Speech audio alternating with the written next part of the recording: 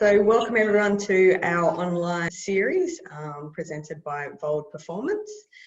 Today we're going to discuss coaching the opposite sex and how we can exercise communication and transfer our theory into our application, especially with different demographics from age to sporting codes to organisations. So we're fortunate enough today on the panel to have Carmen Bott, who is a professor in kinesiology, also a university lecturer, and has her own business with high performance sports. Sally Bailey, who is the executive director at Artemis Programs at Melbourne Girls Grammar, and Bryn Abad, who is a head of performance at the Queensland Firebirds. So I'm going to just hand over to, we'll start with Carmen and go through the list just to provide a little bit more background about yourself and how you've gotten here today. Thanks for the introduction. That's correct, I'm a professor, but I've actually been coaching longer than I've been a university teacher. I started coaching when I was 19 and I worked in college level basketball and ice hockey for pretty much most of my 20s, and I had a short stint where I went and lived in Malaysia, so I almost made it to Australia, but not quite. Worked with their national teams there, and that's when I first got introduced to working with combative teams or combative sport athletes, because I had come from working more with teams sport athletes or games players, depending on how you define it. So I worked over there and then came home and started a business here. And my business does contract out to the Canadian Sport Institute. So we do have 4 training locations across the country. And I've had contracts with Hockey Canada, Field Hockey Canada, so ice hockey, field hockey, basketball Canada on the women's side, and Wrestling Canada. And I also work with American football players. So I typically prepare senior level athletes. So that would be like in a North American university, like a 4th year university athlete, to prepare them for tryouts at the professionals. So that would be considered like the draft. So the CFL or the NFL draft. So yeah, that's part of pretty much my career in a nutshell. Wow, that's an impressive career. So I'll move on to Sally, if you want to just provide a little bit of background and how you come to be at the Melbourne Girls Grammar.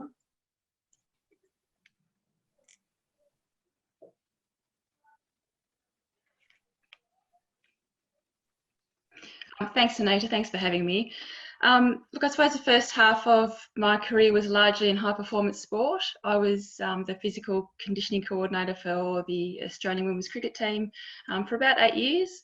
And as the national lead, that meant that I had the opportunity to work through the states and national system in developing athletes right through the pathway. So I suppose talent that was picked up around the age of 15, right through to players and athletes who were 30 plus, so a bit of a range there with age. I also then spent a couple of years as a strength and conditioning coach at the New South Wales Institute of Sport, working with the netball program and diving program whilst I was there.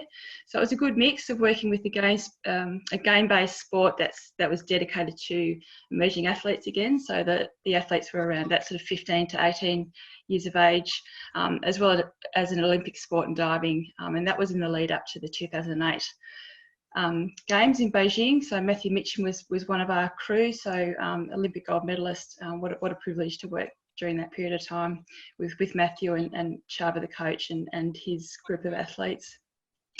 And then the second half of my career has been working in the school sector, so working across the spectrum of students who are not athletes through to those who are emerging athletes across a range of sports, both within school, so the multi-sport athlete, as well as those who do specialise and then go beyond to forge a career in some way.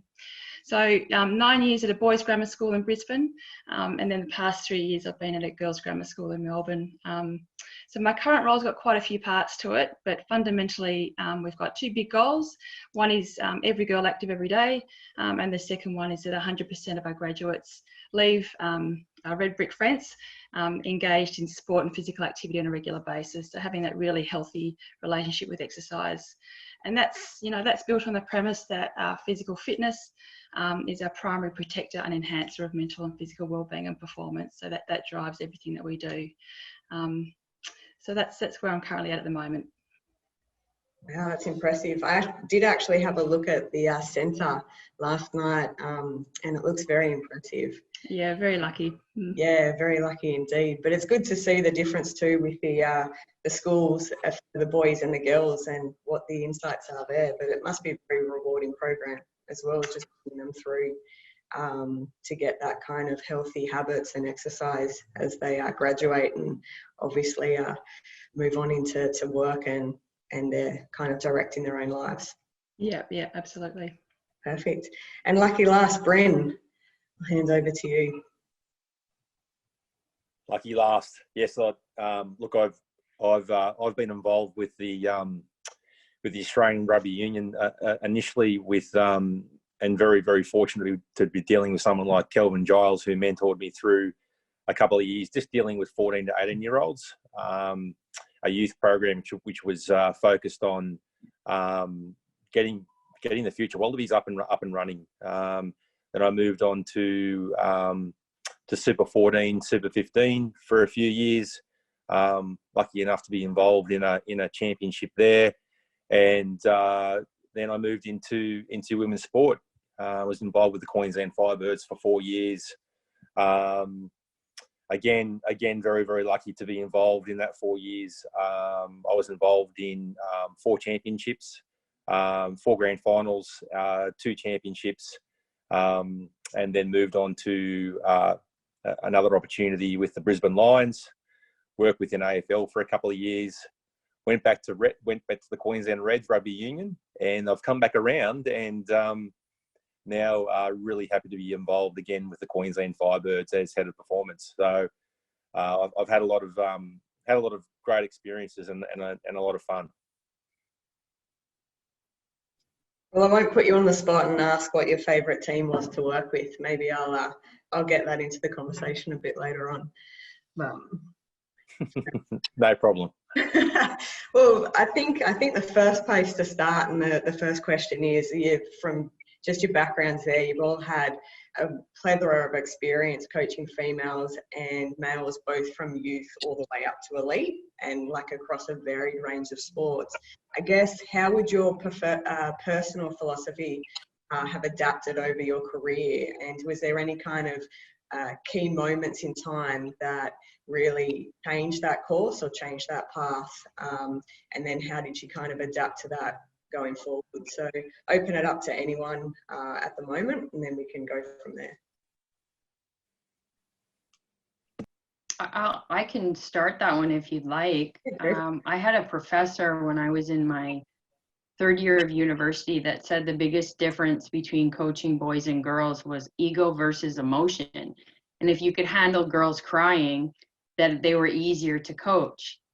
And I found that kind of interesting. And so I sort of put that in my back pocket for many years as I finished my undergraduate degree and was coaching. And then I got asked to do a presentation at the university.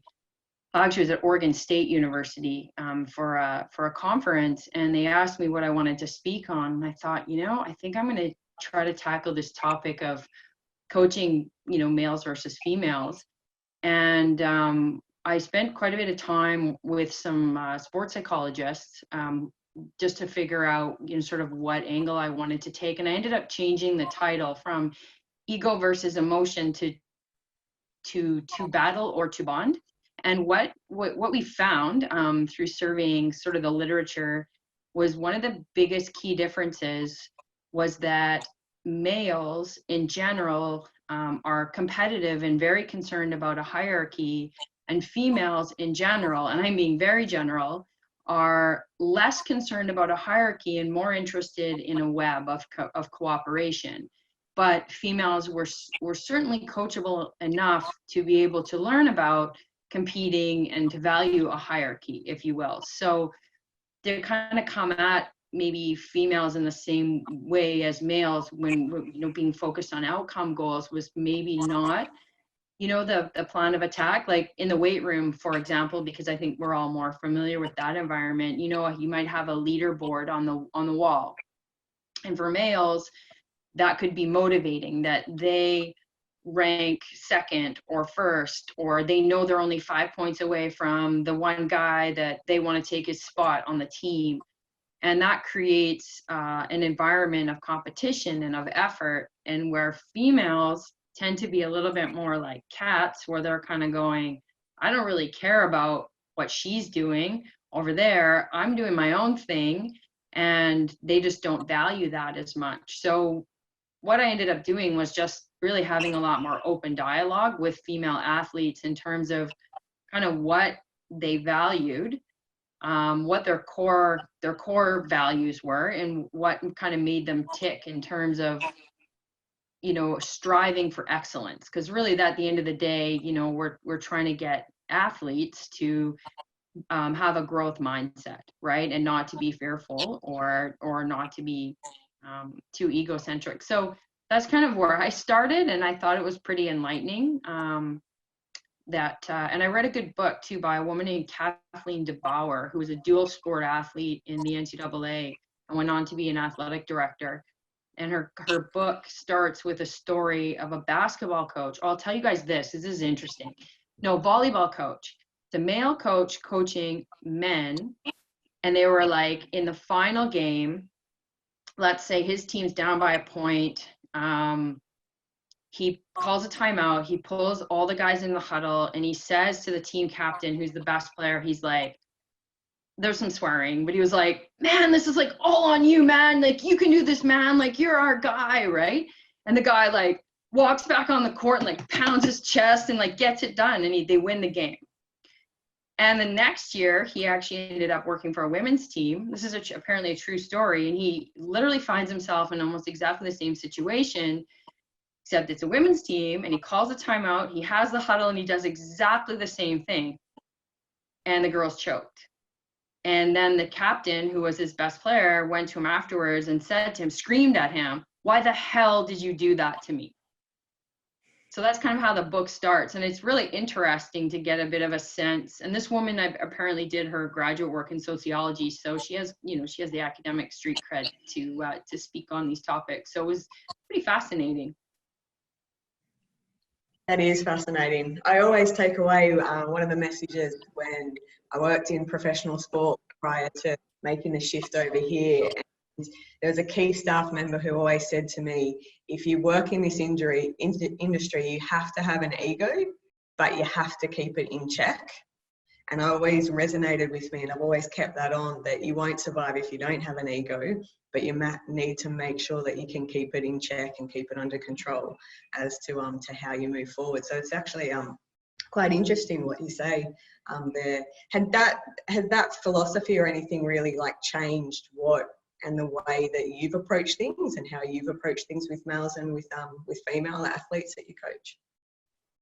I guess I just don't expect them to act the same, you know, really at the end of the day, like they act differently as a whole. I mean, every individual acts differently, behaves differently, but in terms of this idea of hierarchy is just sort of more socialized in males than it is females, but it can be taught. But you may need to teach it. You may need to teach girls that it's okay to be selfish, and it is okay to be deserving of great success. Yeah, no, that's a true point.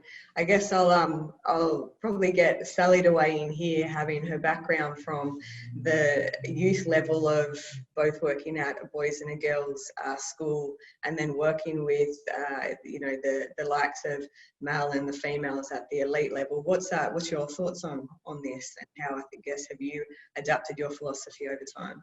I definitely agree with a lot of the points that Carmen has made. The best piece of advice I got when I first started at Brisbane Boys Grammar was that boys need structure and rules. And when they've got those in place, they know where they fit. And whilst they might push against the rules and test the boundaries, they need that consistency. They need to know what's happening every day and what that looks like. And that's obviously a generalisation, but it was a piece of advice that it played out pretty well for me. So I think one of the first sessions I had with the boys in the early days, we had an amazing sort of men's artistic gymnastics space, and the boys came in for their session, and I suppose before I knew it, the whole session ran away from me, because the boys were so drawn to all the climbing ropes and the foam pit and everything else like that. I just absolutely lost them, because I hadn't sort of set some structure and some rules early, because in a previous life, when I'd been coaching women or girls, they'd just come in, they'd sit there, and they'd wait to be told. So I learned that lesson pretty early. And then I think on the next piece, the best piece of advice I got coming into a girls' school was that girls like to have choice. They like to be engaged in the decision making. They like to come with you on the journey, and that they don't necessarily respond so well to rules and structure in that same sort of disciplinary kind of sense. So I know they're very sort of the generalisations, but I think within that framework, it's been a pretty good anchor for me, I think, in how I've gone about things. And certainly what I've found in a girls' school environment, everything we do, we get the student voice. What do you think about this? How would you like to create this with us? And I think that has far more power and engagement, because the students feel that their agency is being enacted as well, so they're part of it. So that's I suppose, broadly speaking, that's worked pretty well for me. But I think that concept of the process as well, that Carmen, that you spoke about, I think girls really value that part, what the learning is for them along the way. And whilst they are very goal driven, they don't necessarily like to put it out there as openly as the boys do. And by the same token, I've also found, again, in the testing environment with the boys, if you run a bunch of tests, you know, height, weight, strength gains, all that kind of stuff, you can put them on the board, and it's all okay. They don't mind that being open and transparent and for everyone to see. But if you do that with a bunch of girls, it doesn't go down so well, for a whole range of reasons. But I think it's much more one-on-one kind of conversation when you do it that way. Perfect. I know, Bryn, you'd have some thoughts on this. I think from speaking with you, the one piece with working with the Firebirds was the amount of education and communication that you have with them, and that letting kind of lead the way and own it. So I'm interested into your approaches and how your philosophies changed, being from kind of two different team sports and really entrenched in that environment. I can really relate to what Sally just said regarding testing and sports science data and getting up and making it competitive. It really can backfire on you in terms of what they need. I think that definitely going back to the individual is really important. I tend to give that feedback to the girls, the players individually, so that they really enjoy sitting down with me for half an hour over a coffee and going, look, this is what it's looking like for you at the moment. This is where you're improving.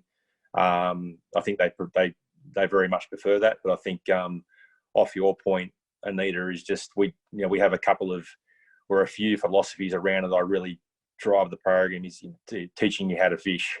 That's a really important one, which I think the Firebirds really enjoy, really grasping their own goals and driving the program themselves. I think, and on top of that is the education. I think that educating the players is huge for us. They really want to know why they're doing things, and once you tell them why you're doing things, you get a lot out of them. They will go to war for you, and particularly when you see when they start seeing the results and you show them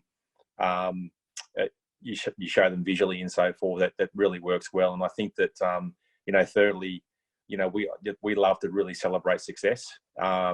And when we do celebrate success, we actually, we do it on a monthly basis, and we make sure that we show the players that what we're doing is working, and that really breeds success. I find that that those 3 points layering into each other, and you've got a wonderful program if you can do that. That's for sure.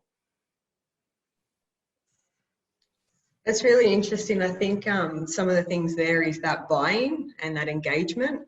I'd be interested to understand if you think it differs and how you're going about getting the buy-in from different levels or from different athletes.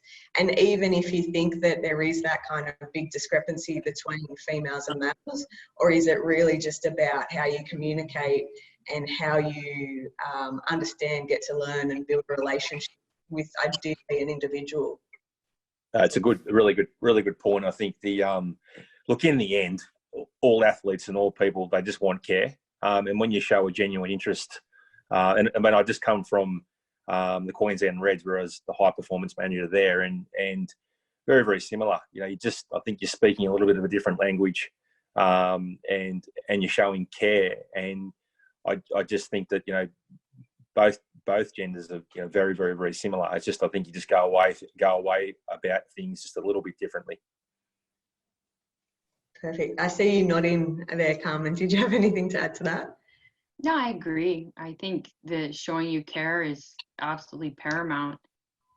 From my personal experience coaching boys and young men, especially in a sport like football,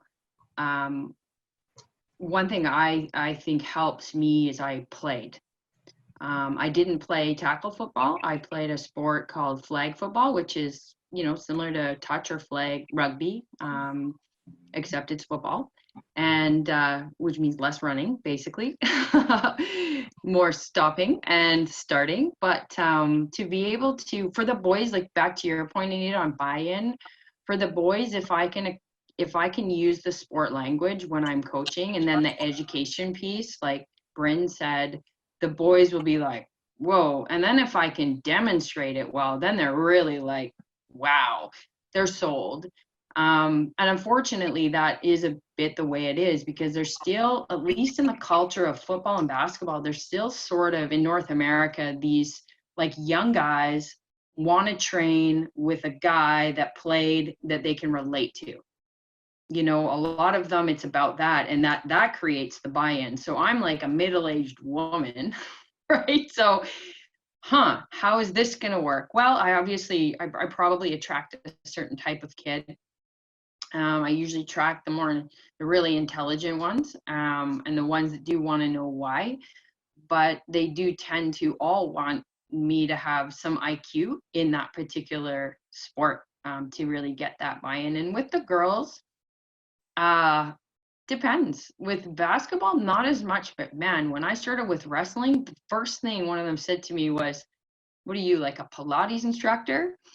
Right? And they were a tough crowd when I first started with that group, because I hadn't wrestled, and wrestlers tend to be very much like this. Like, it's very sort of, if you don't wrestle, you don't get it. You don't understand what we're going through. So I actually spent a lot of time with a friend of mine who coached wrestling and trained wrestlers to understand the culture of their sport, more sensitive to that, and to not take it personally. You know, if I was getting the stink face for the first couple of weeks. And I remember having a conversation with one of the girls, and I said to her, you know what? I don't expect you to trust me at all. I need to earn that. But I do expect you to respect me. And right now, you are not behaving respectfully. And it was like, my heart was pounding. I was like, oh my God, what is she going to suplex me in a minute or what? But at that point, it was a bit of a turning point. She sort of stopped and sort of checked herself. And I think she was just testing me, to be honest, to see what I was made of and if I could stand up to her. And after that, we were very close, very bonded, and you know, rehabbed her from a few injuries. One was a torn hamstring at the Olympics in 2016, devastating. But then the following year, we won a silver medal at the World Championships. So, you know, there's that trust piece, right? But it was definitely, I remember saying to my husband, like, I can't do this. This woman is horrible to me. I quit. And here I am, like 20 years into my career, wanting to quit because this athlete's treating me like garbage.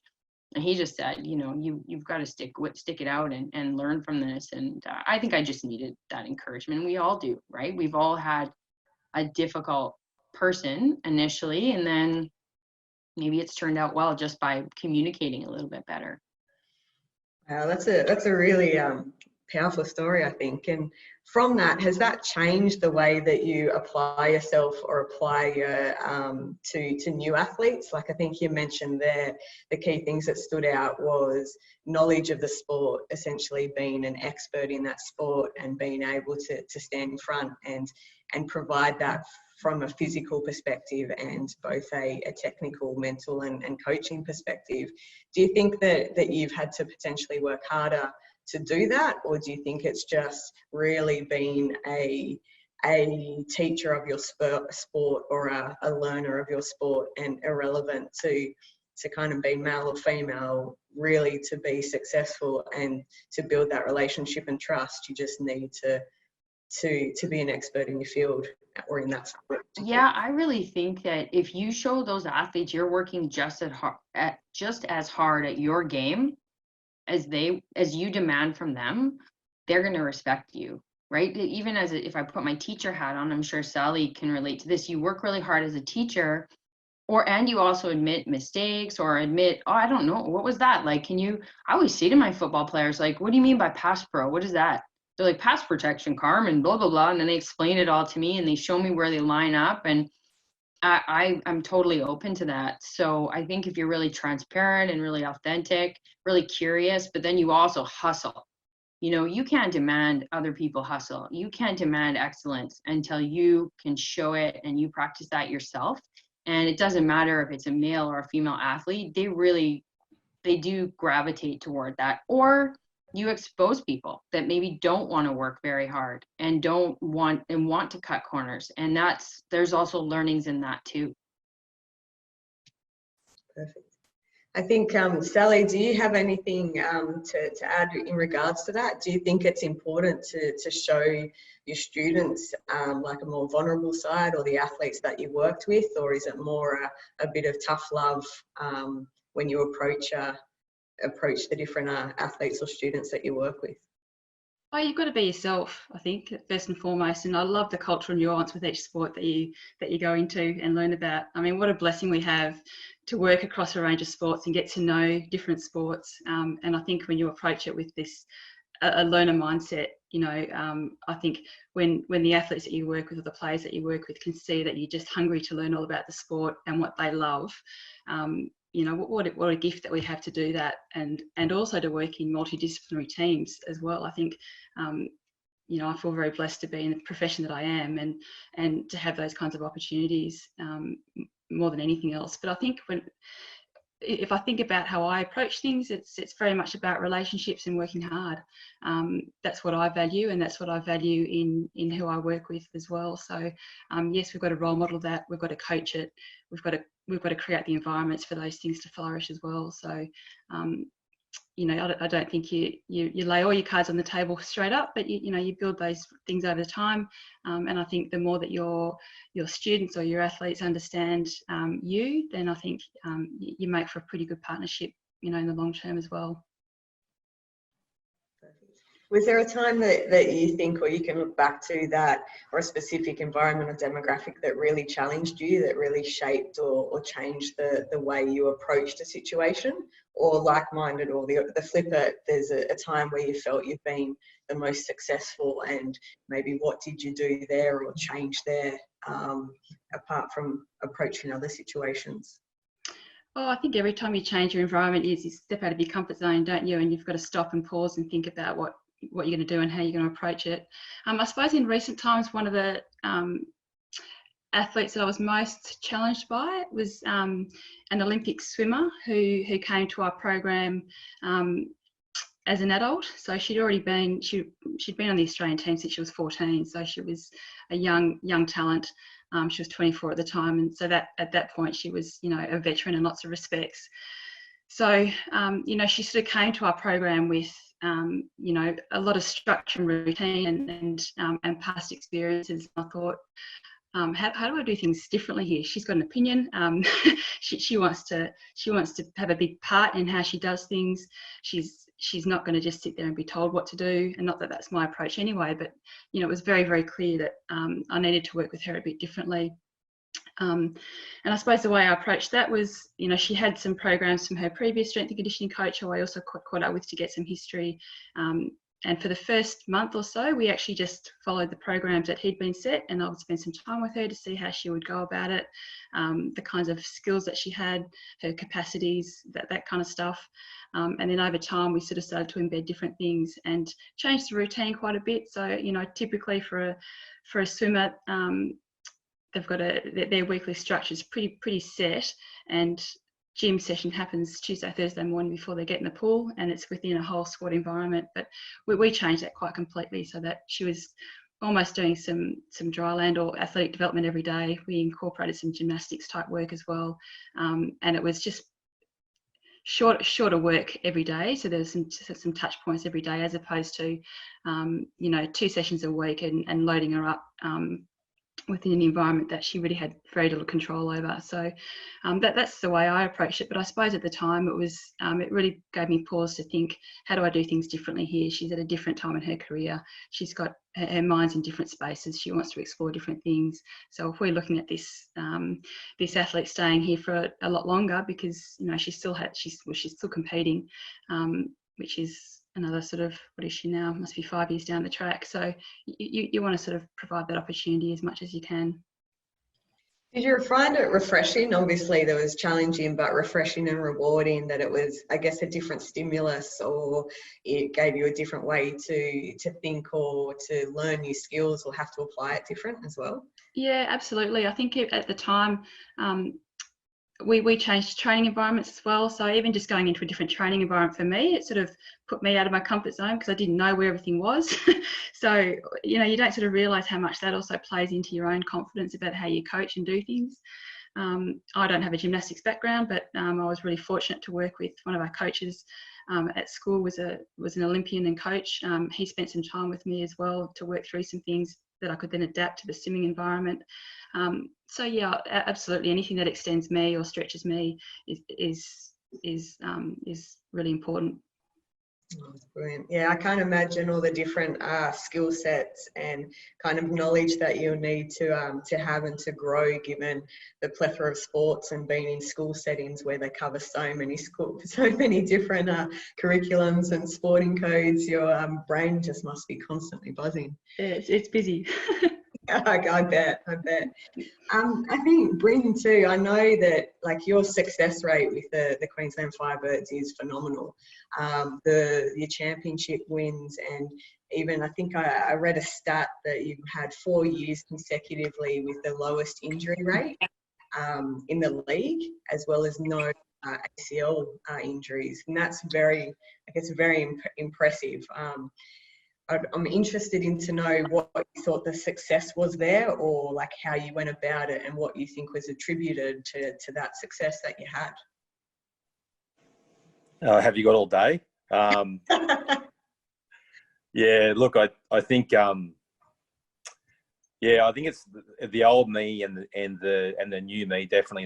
I just think contextually experience for me is huge. But I think Sally mentioned just the multidisciplinary team, the team within itself, and the actual team believing in the program that you're putting forward. I think, look, we've been extremely decisive with this, and I think that there's like women's sport, and you see that out in AFL and different sports who have not just ACLs, but just a huge amount of injuries there. It's there's enough, I guess, research and detail around sports science these days, and coaching as well. It's really important around. I think I don't think we train women's sport hard enough. I don't think they train hard enough. I think that we spend a lot of time above match intensity. That's probably our biggest I guess attribute that we move forward on. I think that we spend, we've got a 4-day week. 2 of those days are super maximal intensities, and our other couple of days is just more skill orientated, where we slow it down and we put in structures. But not only that, we also have a very, very good program around our strength and power, and we also we have a big emphasis on skill acquisition. And I think this is where probably our biggest thing is, where we challenge the girls in really difficult positions. So we play hard, and I think that putting them into these really novel positions, constantly under fatigue, helps you a great deal. And that's been a big part of my philosophy over the past few years. And there's a lot of work that encompasses around that. We've got a medical team, and we've got bits and pieces where we make sure that the players' injury, musculoskeletal issues are eradicated. There's all those bits and pieces, but I think in the end, if you want to be sport specific, you've got to play hard. And I can show you 4 years worth of our data. That is absolutely amazing. And touch wood, we continue on with a very, very, very low injury rate. So there's no real secret. It's all out there, but I think that the package that we have, we don't dilute it. We focus on 3 or 4 things that we feel it's going to work for us, and we go hard at it.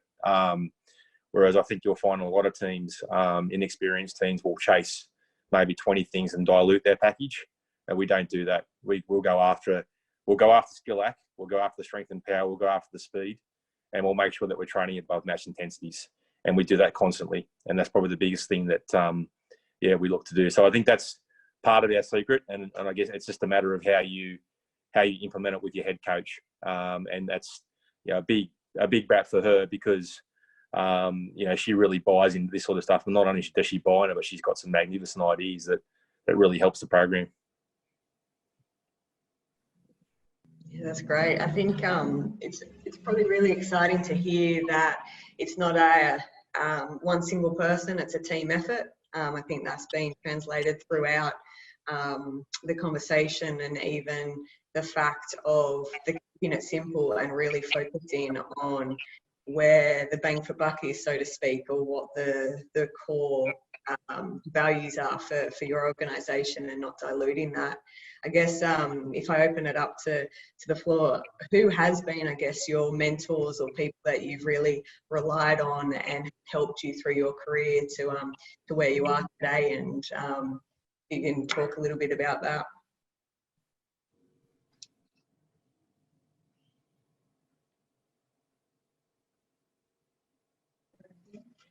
You want to go, Bryn, first, or Carmen? I think Carmen. I'll start, sure.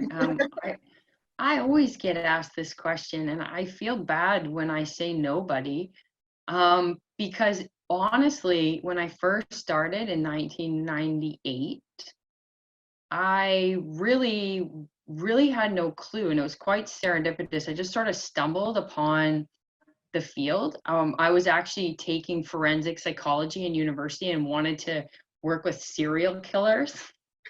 Then I quickly realized that perhaps that would be a bit depressing. So I took this course called Jogging for Credit. I thought, this is perfect.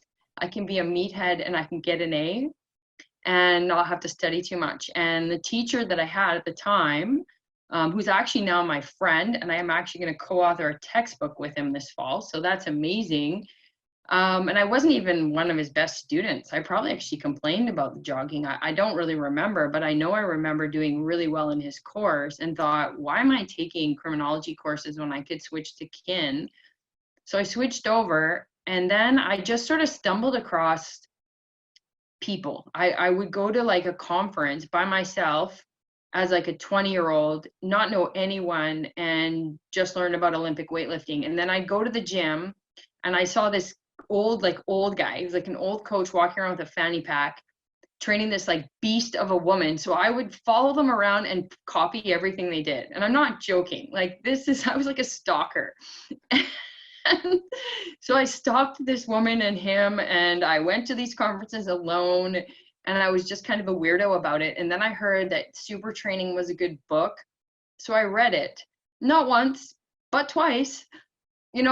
Could talk about super nerd. And so by the time I was 22, I kind of had a little bit of knowledge. I had met like Tudor Bompa. I had met Charlie Francis. I had met Donald Chu. All these big names had been brought to Vancouver, where I live, and I I didn't know they were that big. I remember actually arguing with Charlie Francis at a conference. Like, he was presenting something and I put my hand up. I was in grad school and I'm like, oh, well, what about this? So, you know, and asking, and people are kind of looking at me like, are you arguing with Charlie Francis? And I'm like, who is this guy?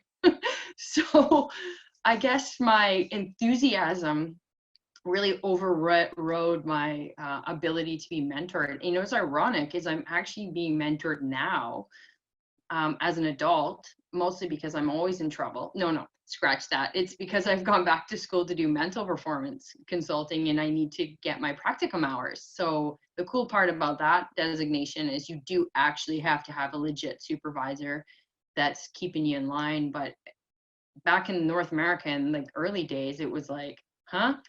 Do you guys know who Joey Dalsetti is? He invented the Lila Tech that's in I think him and John Cronin did some research recently, but he was my first mentor when I lived in Malaysia.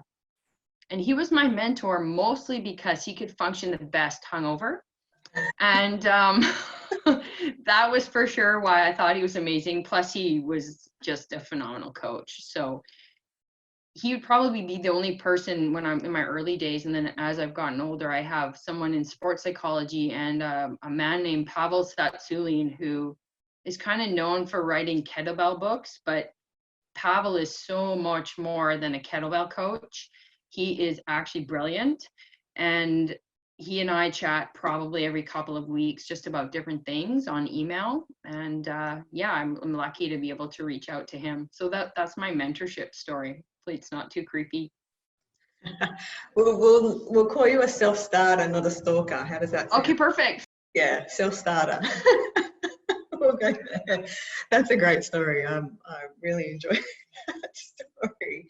Do you think it's important to have a team around you, or do you really think, do you think you can make it on your own in this industry, or do you really think the relationships that you build with either your fellow coaches or peers and the athletes are crucial to be successful? Depends on the team. I'm like Michael Jordan. I want a good team. If it's not a good team, I'm solo. Sorry, but that's just how I like to roll. I'm just being honest. No, that's the best way to be. Yeah. Definitely the best way to be. I guess, Sally, did you have anyone that really you go for advice, or that you look to for guidance or mentorship, given, I guess, the diverse amount of sports that you are covering as well? Look, pretty similar to Carmen. There's never been anything really formal in place, but you know, I've really valued the relationships that I've had with the coaches that I've worked with along the way, and they've probably been the guiding lights for me in lots of ways.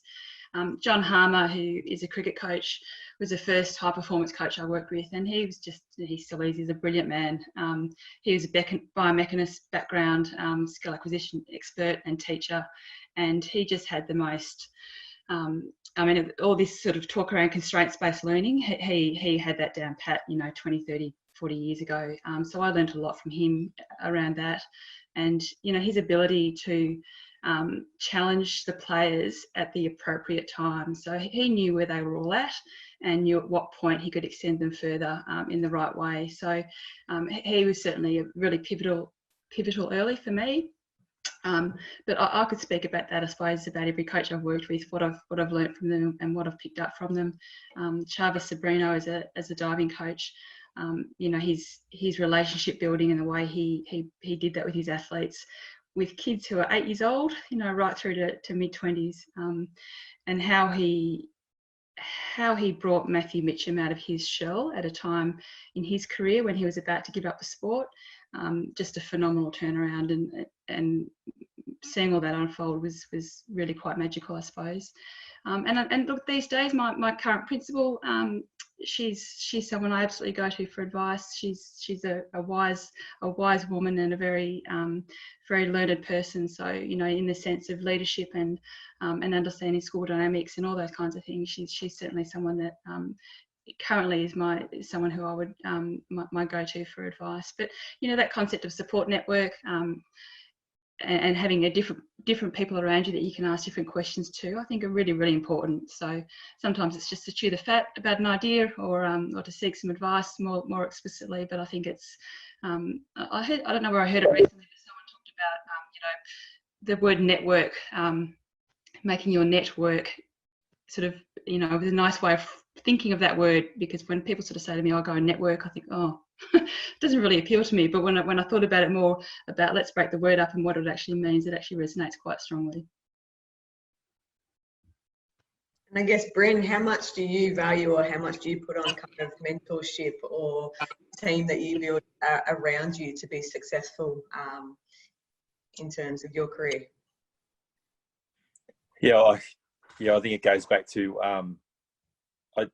I think the big thing for me is I've spent a lot of time around that sort of leadership model now, rather than a lot of S&C, strength and conditioning, and being a purist. It's more about influencing behaviours, and working with people. And I think that's the, I'm not sure what you call it. You call it managing up, or I don't think it's managing up. And I agree with Sally. It's just, particularly the coach I have at the moment, she's wonderful to work with, because there's definitely that psychological safety where you can go to her, look, I don't think that's working. I think we need to do better here. I think we can look at this.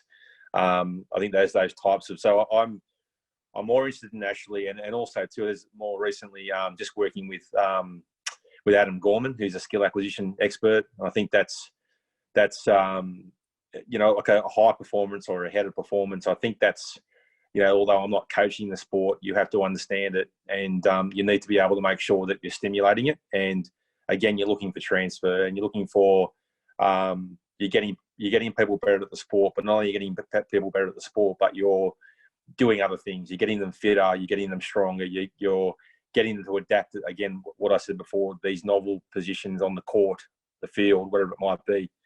But acknowledging it as well is that, I've had some really good practitioners. I mean, initially I went to university with, guys like Damien Marsh, who's looked after me, Hayden Masters, Darren Burgess. I've been involved with all these fantastic people, John Pryor, Dean Benton, Kelvin Giles. They've all had some sort of influence over my career. But I think that now that I'm living it and feeling it and getting amongst it, I feel that, I kind of work out a lot of the issues myself now. And particularly when you have very, very close relationships with your athletes, I think that helps a lot. You learn a lot from that. So it's ongoing. But I certainly feel that, I won't get on my soapbox, but just from a university perspective, people do go on about the sets and reps, and they get really wound up in it. Whereas now I'm not so much getting wound up in that. I'm more in tune with how the program's going overall. It's bigger picture stuff. And the biggest person you can influence is, I think, is your athletes and your head coach, and in a good way, obviously. But that's probably where I'm at the moment. That's a great answer. I really like that. Do you think the reason that you're progressing from the sets and reps, as you say, to the bigger picture is just that learning, development, and your progression as well as a coach, and going through those stages and moving into that kind of big picture and going, I guess, beyond what you would say a physical performance, and tapping into the person as a whole, and the fact of kind of the mental aspect and the skill and how important all of those things are? Yeah, I agree. There's a couple of things there. Look, in the end, skill is king. In the end, they're out to play a sport, and when I get wrapped up in my own ego around the kind of chasing capacities, aerobic power, whatever it might be, getting them bigger, getting them stronger, getting better results on their gym, or whatever it might be. It's I completely agree. It's more around influencing and getting the players to actually believe in what they're doing and improving them. In the end, I think that's a massive key that we definitely forget. And that overall arching, as you said, Anita, with the well-being and where they're at, and it's kind of like a never-ending challenge, I think. But yeah. Yeah, no, it's really interesting that you say that. I think it's the good development as you get and progress, and people really starting to focus on transitioning in it to the court, field, or to whatever platform that they are competing in, and the importance and focus is on that athlete being able to be prepared holistically for that game or that match day or that competition. And I'm actually like really enjoying kind of seeing that shift from coaches for that. So I think I'll probably add another question more directed at you, Carmen, because I've read this on your LinkedIn profile and I'm really keen to understand a little bit more about it and your approach, specifically to problem solving. So it says, give her a puzzle and watch her problem solve. And I'd love to kind of hear a little bit more about that and how that has kind of created your environment and how you approach coaching with each individual. Well, I think I'll just parrot what Bryn said, that I think you get to a certain point in your career where it isn't about the sets and the reps. Like if that's what you're looking at, you may not solve the problem, right? And if the problem is an athlete is or a team is underperforming, right? So you do have to survey every possible contributor to that puzzle and figure out what are sort of those key puzzle or pieces of the puzzle and what are less relevant. And I really couldn't imagine someone that's new to this field being able to do that yet. And that's okay. Like that's, you know, at first you need to learn your craft and you need to learn how to coach and how to prescribe exercise in a scientific evidence informed manner. And then over time, you learn a little bit more about managing people or managing even expectations of people, and then figuring out what it is that is hindering their ability to get their job done. And so you start pulling from, like I said, just lots of different areas where you're uncovering things. So I guess that's really what I mean is I'll often, like with this particular athlete I mentioned earlier, I use her as an example again. When I first took her on, she was a Commonwealth gold medalist, but had a knee injury. She had an ACL tear, and she was 5 months post-op. And you know, we just had a lot of work to do because this was May and the Olympic trials for Rio were in December. And she at that point had only seen a physiotherapist who was focused exclusively on the neuromotor aspect of her rehab, right? So we had to make some calls in terms of what she would require to be able to, like Bryn said, face the demands of wrestling by August or September when the graft healed, and then wrestle hard for 3 months. Which, when you're preparing for, you know, the Olympic trials are, I would say, just as important as the Olympic Games in terms of peaking an athlete, right? If you don't qualify, you don't go. So it was really about sort of discarding the irrelevant, the things that were redundant in her programming, and pulling in all the important things and knowing what the end goal would be. And that is, I love what Bryn said, and I've always trained my wrestlers this way, to exceed the demands of the sport. You know, I'm really aggressive with the neck exercises that they do, not from a movement standpoint, you know, not any of that really weird old school stuff, but even in terms of like, they're like, wow, you have an athlete that can front head bridge for 2 minutes straight. I'm like, yep, they could probably eat a sandwich while they do that now. You know, it's not how I started, but it's where we got to, and it's a metric I've come up with because I've been working with this population for so long. So, you know, that's what I think it brings. And if it's, when we performance profile athletes, we just need to look way beyond the sets and reps, and we need to figure out the mental and the spiritual, the wellness, and the things that can, they could be doing everything right in the gym and then sleeping, because like I have a football player that has sleep apnea, you know, so there's days where he shows up for training and the first thing he says to me was like, I had the worst sleep last night. You know, because he can't breathe. So, you know, we have to figure out what that low-hanging fruit is and then try to either deal with it, discard it, whatever. So that's sort of what I mean about it. Everything's a big giant puzzle. Yeah, no, it's really interesting, and I think the steps that you mentioned of kind of going through the stages of a coach is really relevant. I guess, how would you say to those that maybe not are not at that stage of being able to problem solve on the spot, to be able to, what should they focus on, or is there anything that you'd say that they should look to really develop kind of in that early stages of coaching?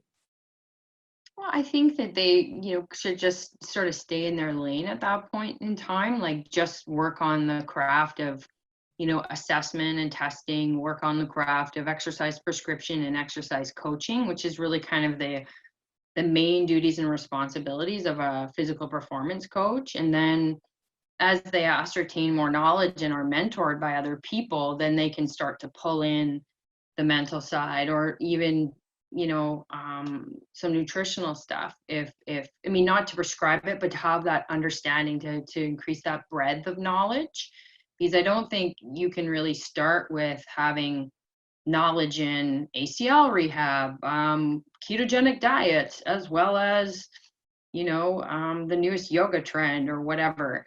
It's just too much and it's overwhelming. So I see there's a trend in the world now with sort of this bragging by younger coaches on how much they read. And I'm like, well, how much do you know? How much did you learn from what you read? Like, why not just read one book? Like Super Training, read it twice. It's a tough, and then why don't you write a presentation on it and maybe try to teach it to somebody and apply it, versus I'm going to read this book and I'm going to acquire and I'm going to acquire and I'm going to acquire more knowledge, but yet they don't even take the time to apply that knowledge. So get a bit of knowledge and just apply it. Train people, coach, get on the floor 20 to 40 hours a week. And then you won't have time for social media. I think that's a very important point. I always look back to when I was studying at university and made it through my undergrad, my master's, and then into my PhD. And I got put in the master's. My supervisor was like, well, as part of this, you need to teach. So I'm teaching the year, essentially my peers and the year younger, and I was that nervous and petrified of teaching this. But the amount of cramming and knowledge and going through information because you actually had to teach it, and the teaching part of it, I think I learnt the most going through that, and through the PhD to continue on teaching. I learnt the most in those years because I had to apply it. So I think it's a really important point there, that you can read and read and read and learn, but until you're doing it and actually being put in those environments that have different pressures, and you're working with people that are all unique and have their different personalities, and some would say kind of extreme personalities, because that's what makes them so great in an athlete. It is very hard to really kind of move through into that into those different stages of coaching. So I definitely would agree with that point of the doing, not so much just getting drowned in the reading. It's very one that you made.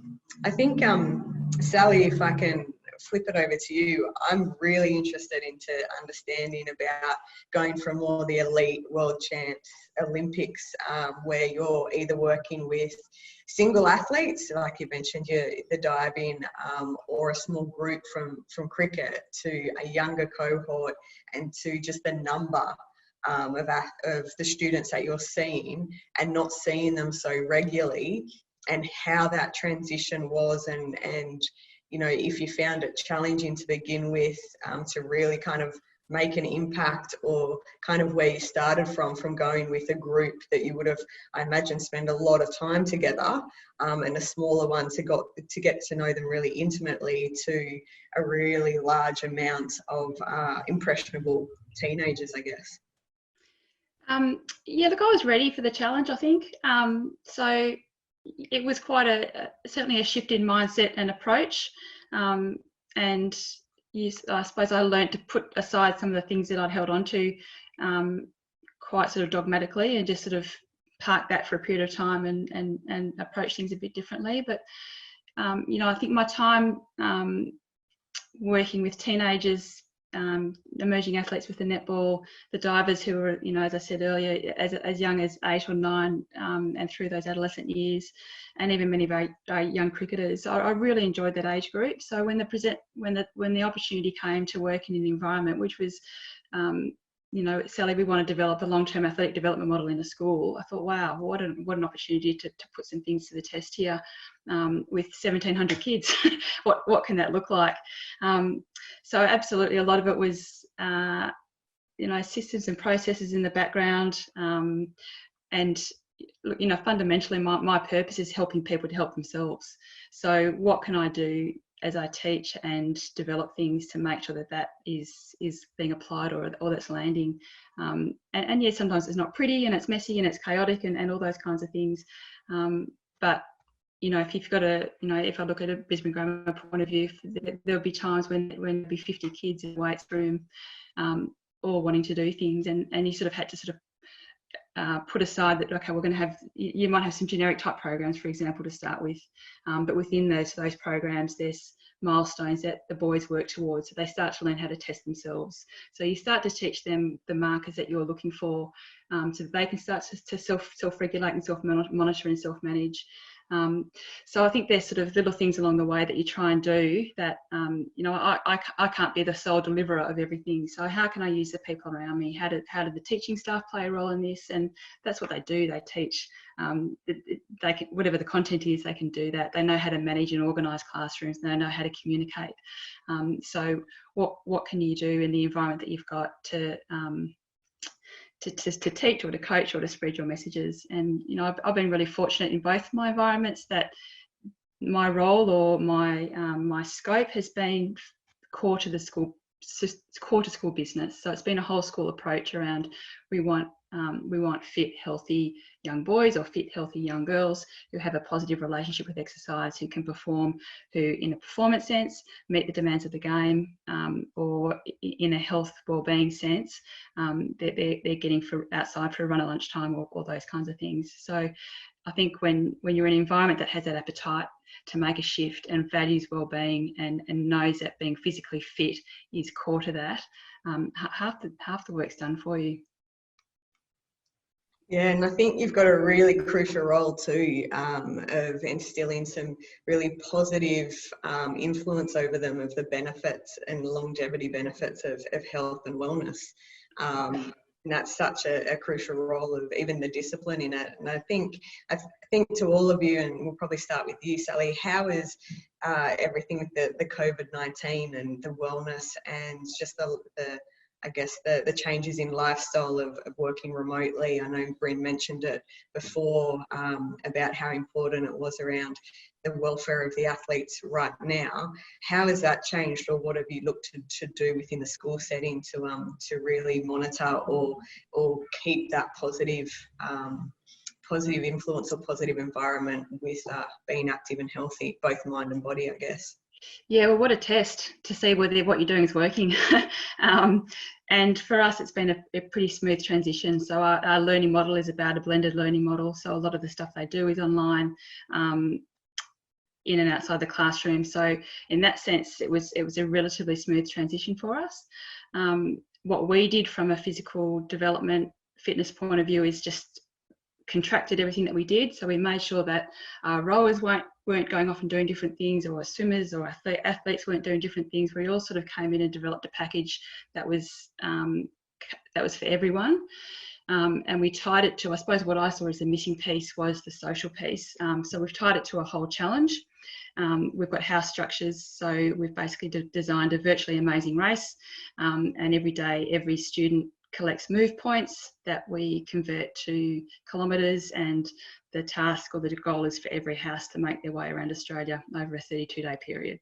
And they check in each day. It means that our house captains and sports captains are getting their opportunity to lead and connect, and all the activities and the sports and the training that we're delivering, that's what the girls are engaging with. So they get to see each other do stuff. They post their own challenges that they're doing, and they're all tied to this one purpose. So, I think we know, or we're seeing that the personalised approach fitness and health and physical performance is really important, but it needs to be connected to a collective piece or a social piece. And in a high performance environment, it's a pretty clear focused goal, but in another environment, it's about doing something beyond you or has a greater meaning. So I suppose that's what we've tried to do over this period of time.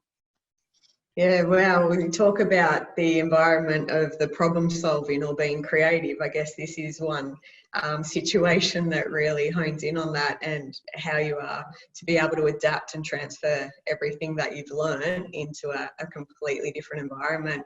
I think, Carmen, I saw you a posting about with one of your athletes, just the joy of being able to lift outside as opposed to in the gym. Yeah. Like, how has it changed the way that you've structured or how you go about training the athletes? Yeah, I suppose a lot of what we do is about choice and challenge, and we allow the girls to manage their time to train when they need to, and this has just allowed this to happen a bit more freely, I suppose. So, you know, every morning we release a session for the day. Every day's got a different flavour to it.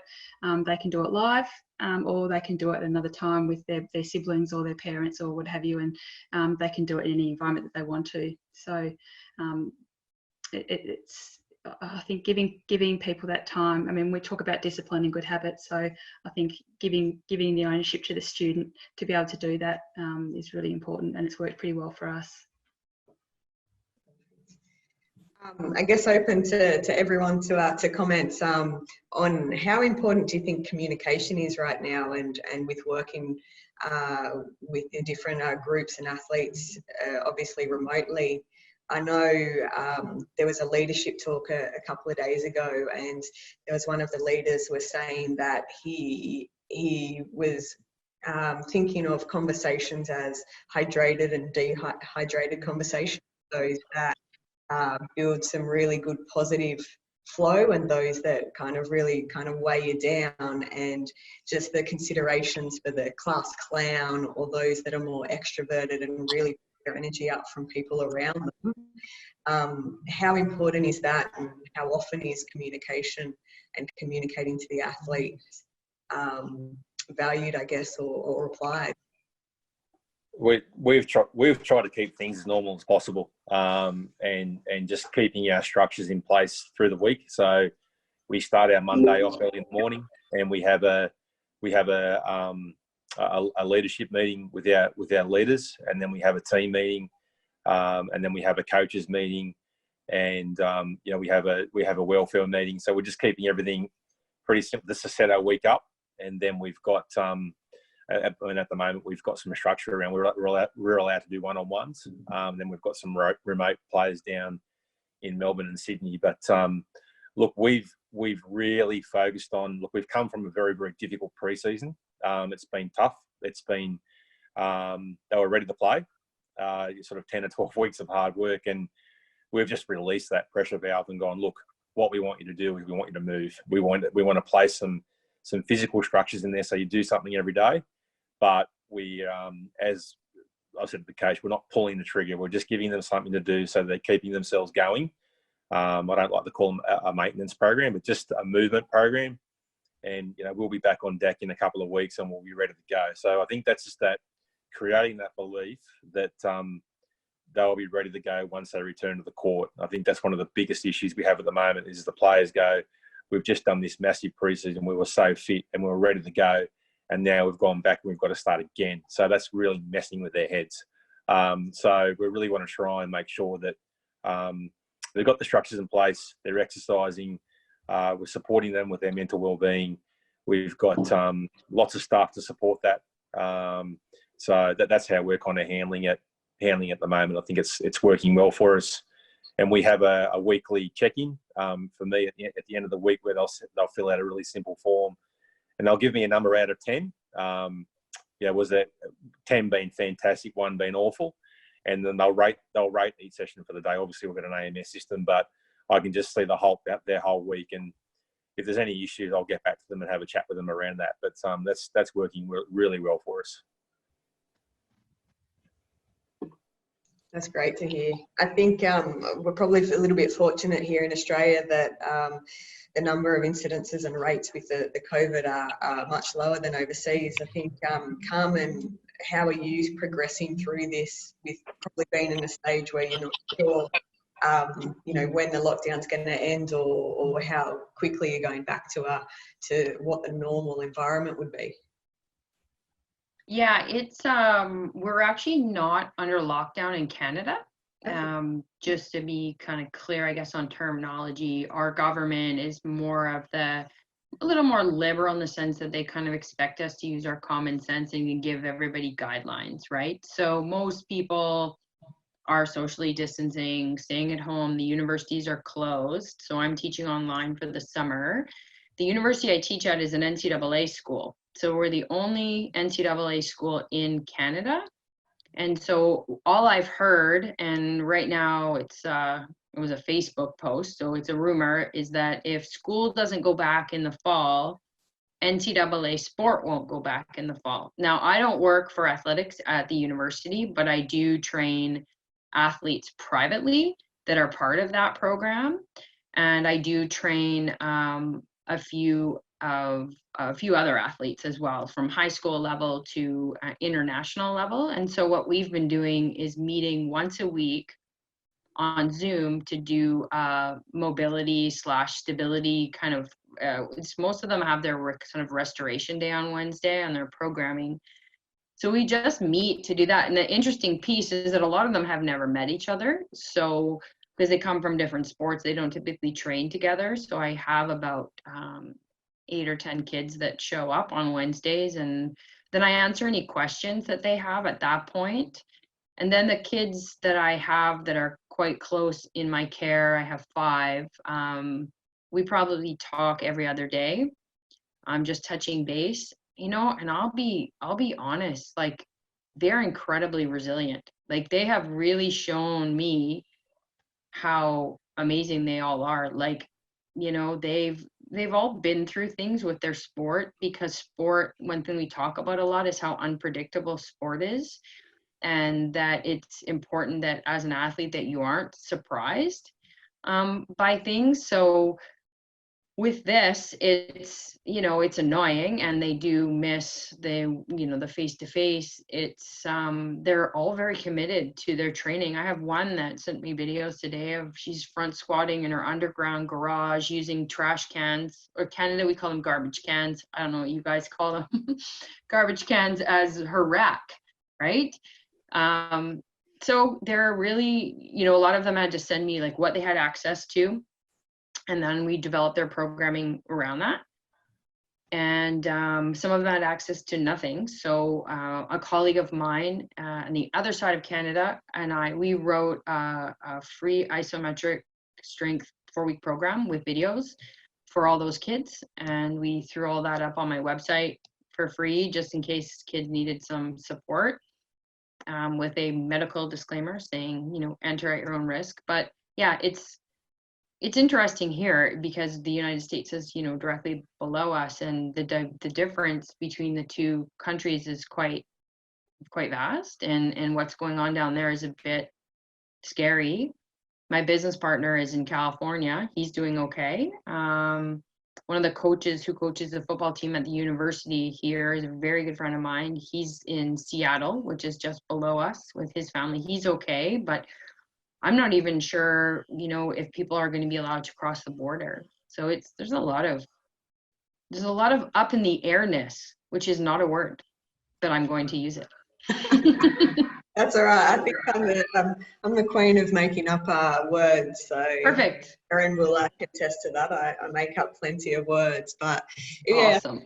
I think it is going to see how this progresses, and I guess where the motivation or urge for the competition really comes in. Like I know with pre-seasons, with a lot of the team sports that I've worked in, you can sense that after a body of work and that 3 months of they're ready to play and they're just itching to play, and there's that frustration and that mongrel and that just kind of nervous energy of I just want to get out on the field. I've worked in rugby league and just smack someone, for the better term. Absolutely.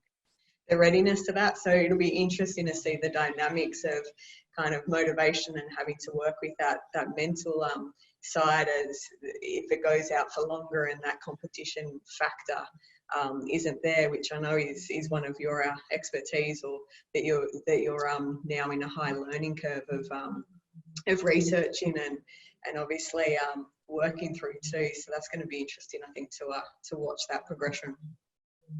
Yeah, it's very unknown. That's the tough part. Is just, we just don't know much about the virus, really, and we don't know much about what the process will be to returning to sport, because it's not going to be the same as it once was, at least not for a while. So we try not to watch too much, television, not too much news, not too much media, try to stay positive and control what you can control. But you're right. You make such a good point, Anita, about this, the need for these athletes to have contact, like physical contact. Maybe there's some drills that we can design that kind of get that. I know one of my girls is wrestling her boyfriend, and I'm thinking, I don't know how well this is going to go. She says to me, every once in a while I have to let him win. I said, yeah, that's probably a good idea, so he's been a great sport, but I'm not really, he's not a wrestler, so I'm not really sure how well that's going to go down over time, speaking of injuries. So we shall see. I'll keep you posted. Oh wow, he may find himself a new talent, depending on how long it goes. He might have a new athlete to train. You never know, right? She says that he's not bad, but maybe she's being nice. I don't know. Oh, that's awesome. Look, I'm appreciative of everyone's time, and I think I always like to end these meetings with some takeaways for the audience, and I think that's really imperative for them to make sure that they can get some actions or some things that they can use to put into their everyday routine. And I see there's a massive theme with you all about the importance and the value of teaching and learning within what you do in the different environments from your career. But I guess what kind of takeaway or advice would you have for coaches now, especially those that are on that high learning curve, and some just points to kind of help them progress through their journey? Let's start with you, Carmen. I think if you're still on mute. Sure, yeah. I guess maybe to circle back to the very beginning when we were talking about the key differences between coaching and teaching males versus females. One thing I learned from putting together that workshop years ago was that females tend to weigh the cost of winning.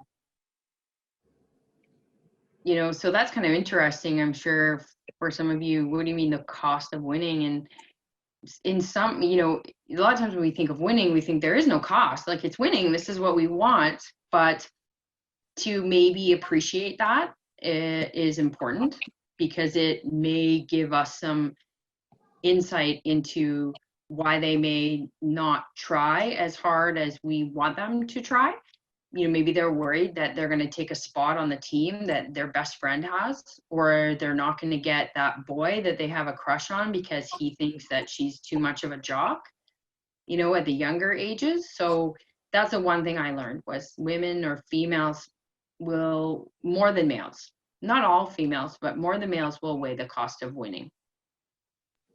Wow, that's a really interesting philosophy, as well as how you manage that and progress that through.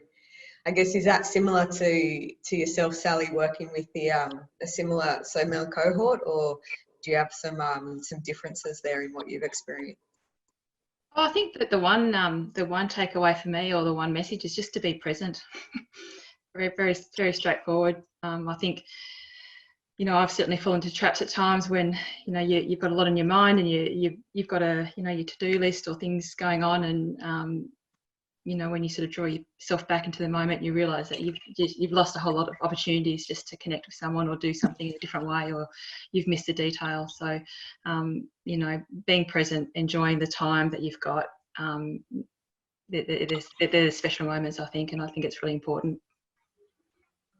Yeah, I think that's a great point, and it's probably very pertinent now as well, given the time we're in. And I think more and more of society are realising the value of that being present, and just even in their family life and at home, where you hear a lot of people saying they've turned off their television, they're eating at the dinner table again, Yeah. connecting as their family again. And I think that's fantastic. I hope that continues post this, and it just becomes again a real value in our lives. And Yeah. Bryn? Probably for me is again, get your head out of physiology, understand the program, understand what the program needs. Definitely talk to your head coach and understand what he or she needs. That's probably the key thing, and then work backwards from there. And I think then get to know your athletes and work out how you're going to influence them. It's probably the biggest thing for me. And then I think I really liked, both Carmen and Sally have spoken about this, but get your skin in the game and don't listen to the white noise. I think that, around what Carmen said around go and read NELSIF, go and read super training and read it well and understand it, and then go and apply it. I think we're skipping around a little bit too much at the moment, but certainly I think understanding what your head coach needs gives you a pretty good starting point. Yeah, that's always important, or your boss, or anything for that matter, if we look beyond sport and coaching. So, but yeah, I like that, and the synergies of just keeping it simple, focusing on the controllables and those really key performance indicators, and how that transfers into your competition or to that is of real value.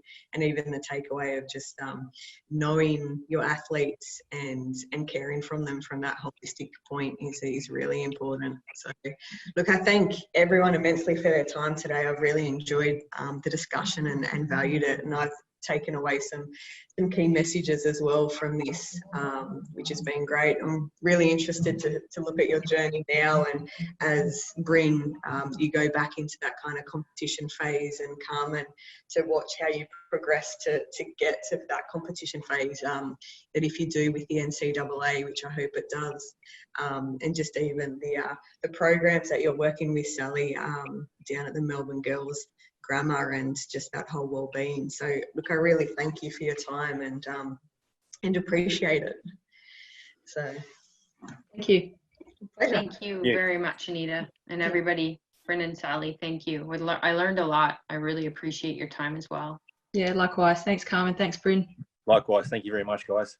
Pleasure, thank you. I'll let you get on with your day or your evening, and have some time with your families, or go into your working day. Okay. Thanks, guys.